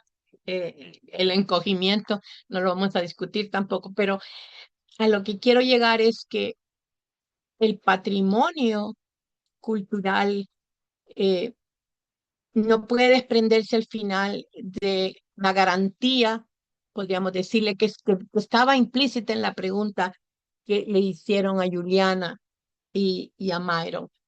La garantía, por ejemplo, de que eh, el yacimiento va a ser accesible, que van a poder continuar extrayendo el material necesario del yacimiento por una parte.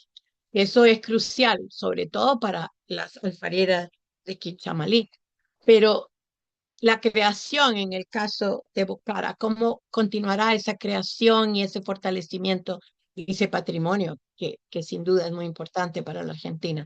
Pero por otra parte, eh, ¿por qué? Y ustedes en las fotografías que mostraron, ¿por qué esa producción no ha creado prosperidad para las... Perdón, por el tema de tiempo, señora Gloria, no sé si la pregunta que quiere hacer, pero también están diciendo ahí que esto no es un cuestionamiento lo que ha presentado las personas.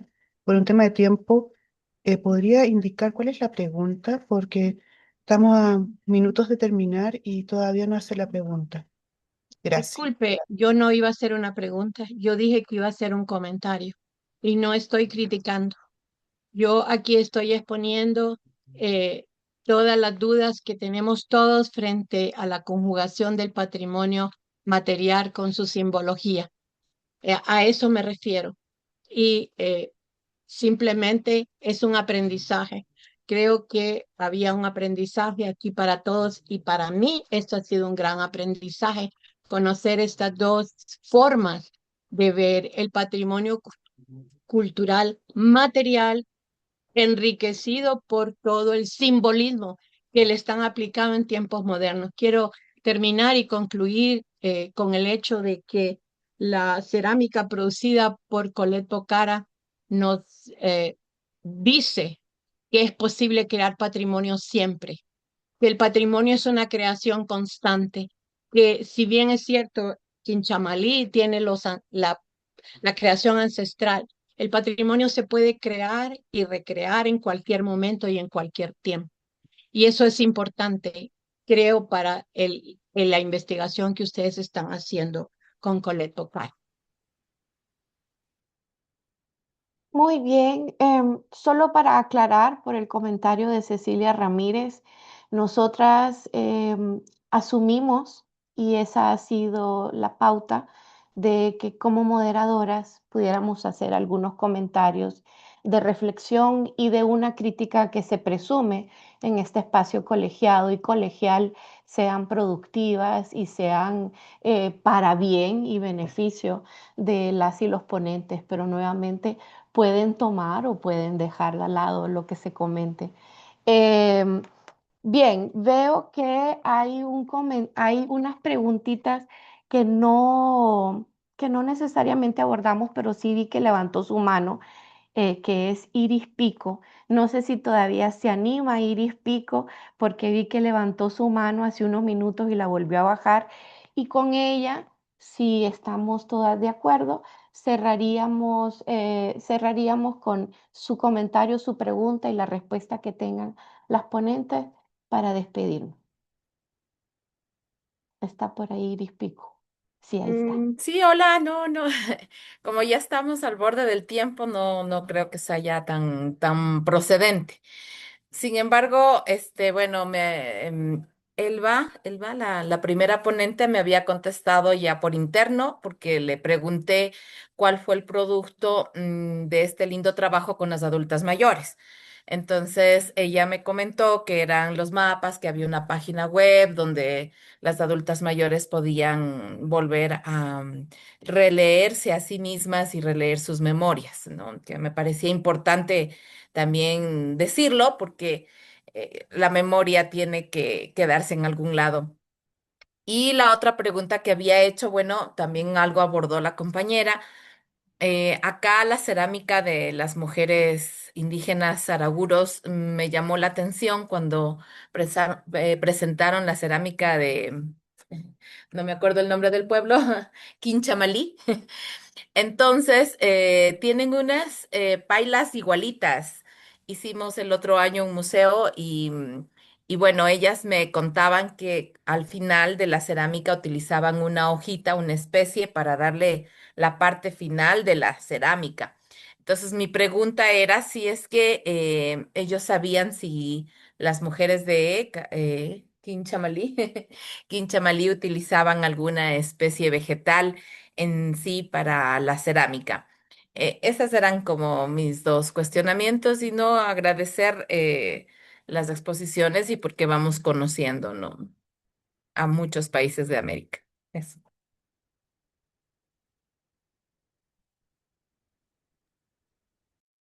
Sí, Em, ajá. ¿Respondo? Sí, por favor. Ah, bueno, es que hay algo que cuando tú dices una hoja, ¿te refieres a una hoja de un árbol o una hoja? Sí, sí, una hojita de un árbol. Ellas utilizan una ramita, una hojita.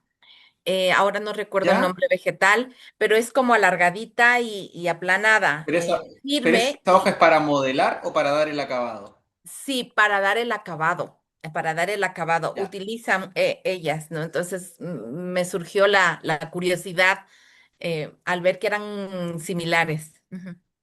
Claro, yo por lo que entiendo, dentro de estos 16 pasos que mencionábamos antes, el acabado de las piezas, que es este negro tan brillante, digamos, se obtiene por dos cuestiones. Primero, porque la pieza tiene dos bruñidos, uno húmedo y otro en seco, que se hacen con piedra, con una piedra que se obtiene en el río, que el río también pasa por ahí por Quinchamalí. Ah, y a propósito, respecto a los yacimientos, me encantó lo que dijo Gloria, que no quería dejar de decirlo, y que en el caso de Quinchamalí los yacimientos están en propiedad de las alfareras. Sí, eso es importante, sí. Bueno, perdón. Y entonces, claro, el acabado se obtiene a través del bruñido, que es como una especie de pulido de la superficie, en húmedo primero y después en seco. Y por último, que en el proceso final, eh, la pieza se calienta a una temperatura muy alta y al entrar en contacto con materia vegetal adquiere el color negro y ese brillo característico. Pero no hay un acabado, digamos, con una hoja. Quizá la hoja que tú mencionas es un bruñido, pero con la hoja. Es posible, no lo sé. Sí, sí, probablemente debe ser. Ajá, sí, sí, porque las cerámicas que yo he visto que hacen aquí, bueno, son pondos, pero las pailas son muy iguales a las que presentaron en las fotografías. Entonces, sí, ellas debe ser lo que hacen con la piedra, acá la hacen con una hojita, sí. Claro. También es con la tierra de la misma comunidad, ¿no? Que es una tierra rojiza, que es apelmaza, no sé. Ya, gracias. Esa era como mi inquietud. Gracias a ti. Yo quería hacer, si me permiten, un último comentario vinculado a una inquietud de Gloria, que si me permiten también aclarar, me encantó el comentario que realizó. Realmente creo que ayuda o suma a nuestro trabajo. En cuanto a los yacimientos, eran de Janelo. Janelo es el marido, bueno, en su momento, en ese entonces, el marido de Colette Bocara. Luego se divorciaron. pero en su momento eran de Janelo, que tenían su familia allá. Ellos se casaron en Buenos Aires, pero decidieron ir a Mendoza para desarrollar esto justamente porque los materiales se encontraban ahí y las tierras eran del marido de ella. Pero me parecía importante remarcarlo. Y también me gustó mucho el comentario de, un momento, no, A. Hasselman, no sé el nombre Ah, de esa la soy persona. yo, Ana. Disculpa, Ana. Ana, sí, me gustó mucho tu comentario porque yo no lo había pensado de esa forma, y creo que suma muchísimo a poder desarrollar continuar como desde esa mirada el trabajo de las personas que trabajan en Colvo. Así que muchas gracias. Muy bien, excelente. La verdad es que es súper interesante. Gracias a las ponentes y a el ponente de prestar su tiempo y sus ideas y su investigación y también su corazoncito en su investigación para permitirnos que podamos comentarles y criticarles constructiva y productivamente para que continúen con su trabajo. Y sí, estamos aprendiendo un montón de otras partes de América Latina y eso es fantástico. Nuevamente, y gracias a Lila por estar aquí presente por si cualquier cosa salía mal. Y gracias a la Cátedra de Patrimonio Cultural e Inmaterial por habernos sumado al capítulo de Honduras por ICOMOS Internacional para ser anfitriona de esta sesión y esperamos conocer más y vernos en las próximas sesiones que ya se las anunciaron también en el chat para que no se las pierdan. Tuvimos un buen público, así que muchas gracias y un aplauso para el público también. Un saludo, un placer. Eh, Tienen mi información de contacto, supongo, y la de los ponentes en los afiches, si tuvieran algún deseo de continuar la conversación. Así que saludes, ya tomé la asistencia tanto del chat, así como hice capturas en la primera sesión y en la segunda sesión de todo el mundo. Así que aquí está certificada la participación de todas y todos. Gracias y feliz sábado. Chao, hasta luego. Muchísimas gracias. Muchas Chao, gracias muchas a gracias. todos. Listo.